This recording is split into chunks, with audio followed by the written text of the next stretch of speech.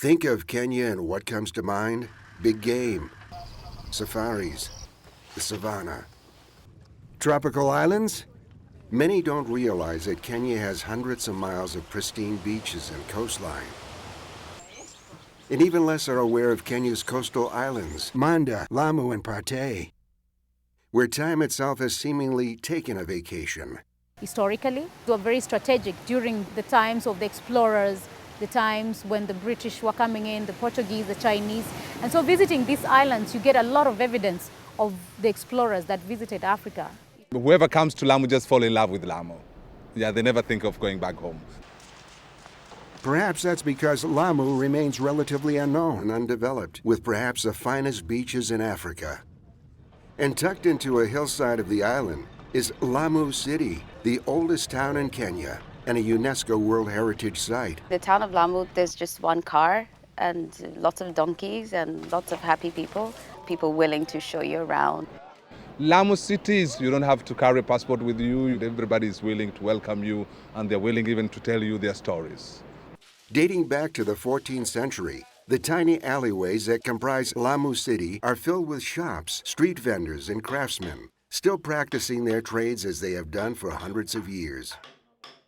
To get to the islands is an easy but still exotic adventure. After landing at the airstrip on Manda Island, take a speedboat for a ride across the bay and along the Lamu coast. First up is Sheila Beach, with its Euro chic hotels, boutiques, and restaurants. Celebs such as Mick Jagger and Brangelina have been sighted in Sheila's trendy passageways. Continuing on, the wind whips off the Indian Ocean as hand-built fishing dhows sail by. Lamu was once a major Swahili trading post between Africa and the Middle East. Farther up the coast lies Kipangani village, whose Bajan tribe still constructs these dhows as they have for centuries, and visitors are welcome to watch.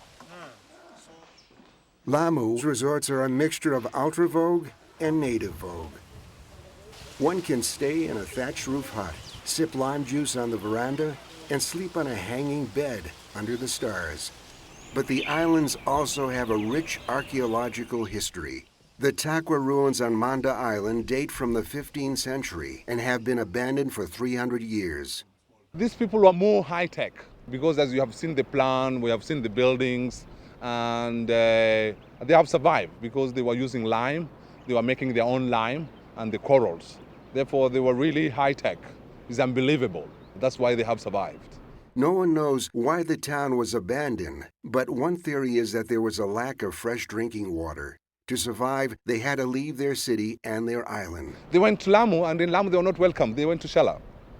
And now their descendants are surviving quite well, thanks to the A-list crowd who are flocking to their adopted home. It's a global village.